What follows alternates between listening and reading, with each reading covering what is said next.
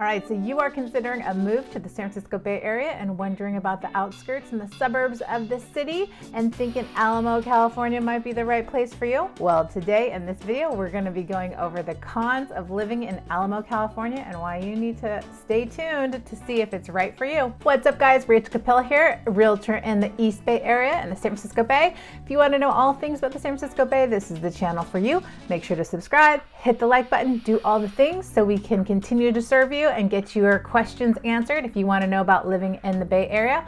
And when you subscribe, we have two videos coming out each week for the most part.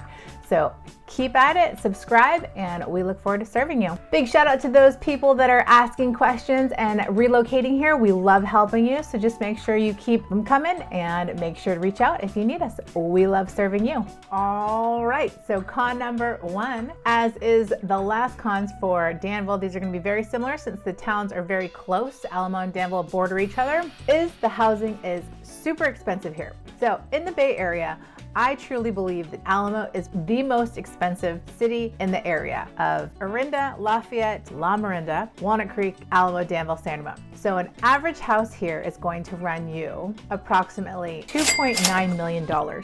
Now that is super expensive. So not many people can afford that. And it's a luxury, obviously, and there are reasons that you pay for this, but to be honest, I don't know why you would pay so much for a town like Alamo, but there are great schools and other things that are, I guess, the reason why. It is very, very expensive here. So number one con, it is expensive here. All right, con number two, like Danville's con, we are not going to have great public transportation here. They don't have a BART station in Alamo. It's a smaller town than Danville. Danville's actually a bit bigger than Alamo. And if you're going to take BART into the city, if you're working as a CEO or, in finance in San Francisco, or even technology, maybe down south in the Silicon Valley or San Ramon area, you're gonna have to drive down south to San Ramon or San Jose, Silicon Valley area. There is no option to get there. There's a BART station in Dublin, but that's the closest town. Walnut Creek would be the town that you would want to go to take BART. If you're gonna take it into the city, it would make a lot of sense to go down to Dublin. So that is number two, bad public transportation and no BART in Alamo. Con number three is you're gonna have a longer commute and more traffic in Alamo. Not as much as Danville because it goes San Ramon, Danville, Alamo, Walnut Creek, Lafayette, and then Orinda.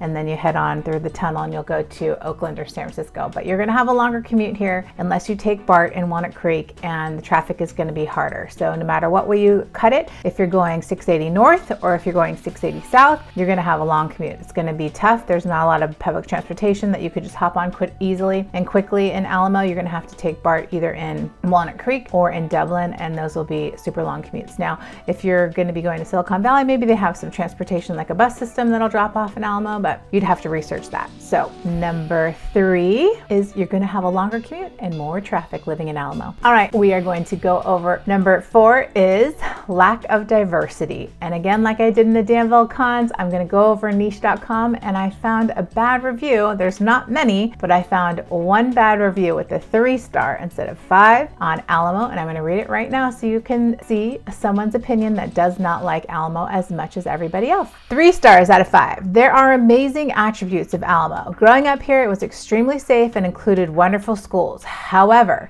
people can occasionally be very closed-minded. I would like to see people be more accepting and less judgmental.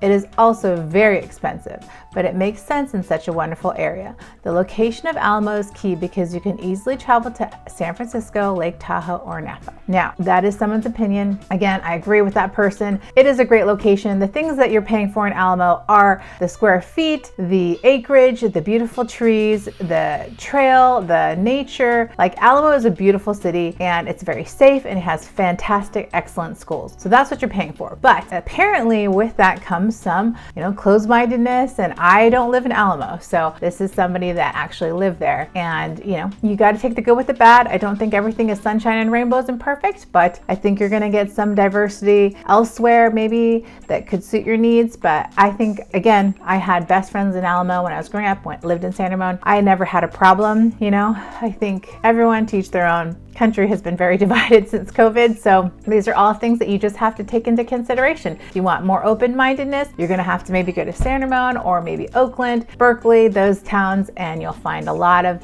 people being open and honest about how they feel, and San Francisco as well. So just taking the good with the bad, that is our number 4, lack of diversity. All right, so there you have it. All the details on living in Alamo and those cons that you need to be aware of if you're gonna move on over here. If you're coming with your family or if you're coming solo, give us a shout. We'd love to help you. We're here on the ground, so we know all about these cities and towns, and we can be the eyes and ears for you. So keep those questions coming. Respond down. Information is all below. Make sure to subscribe because we've got 1 or 2 now videos coming out each week to give you guys all the information you need to know about living in the San Francisco Bay.